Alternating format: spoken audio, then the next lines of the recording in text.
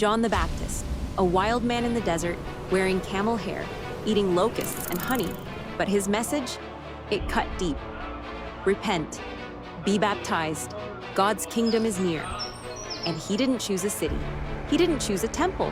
He chose a river, the Jordan River. Why? Let's talk about it.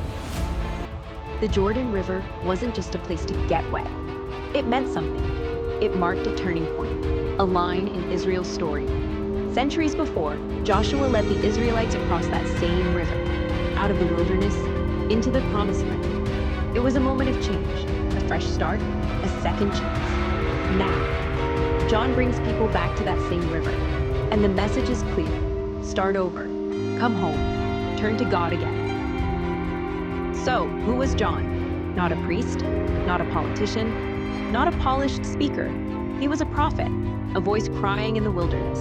Just like Isaiah said, he didn't wear fine clothes, he didn't care about wealth, but he spoke truth. And the people came men, women, soldiers, tax collectors, ordinary folks, all lining up to get into the water.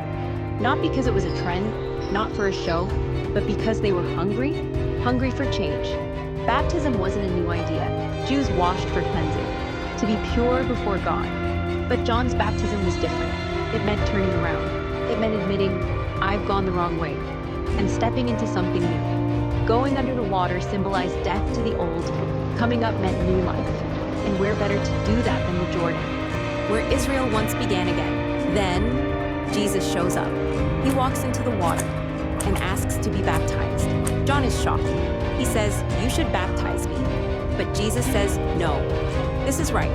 So John does it. And as Jesus comes up from the water, the sky opens. The Spirit comes down like a dove, and a voice says, this is my son. I love him. I'm pleased with him. This wasn't just a moment. It was the beginning. Jesus' mission started here. He didn't need cleansing. He had no sin, but he chose to stand with us, to walk our path, to identify with our story.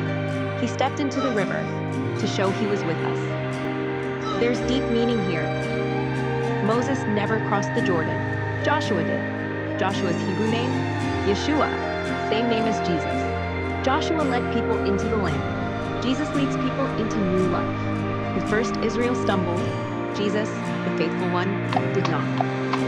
The Jordan was always about crossing, leaving the old behind, stepping into the new, from wandering to purpose, from rebellion to obedience, from death to life. That's what John was pointing to. That's what Jesus stepped into. People back then were tired of religion without heart, tired of broken systems. John offered something real, a call to live honest, to walk with integrity, to prepare for the one who was coming. And they responded by going into the water and rising changed. Today, people still get baptized, not because of tradition, not because the water is magic, but because it means something. It's a picture of surrender, of dying to your old life, and being raised new. It's still a crossing, still a line in the sand, and Jesus still meets us there. John the Baptist didn't want attention. He said, I must decrease. He must increase. He did his job. He prepared the way, and then stepped back. But he chose that river for a reason. The Jordan always meant change, and that hasn't changed. If this helped you see baptism differently, give this video a like. Want more like this?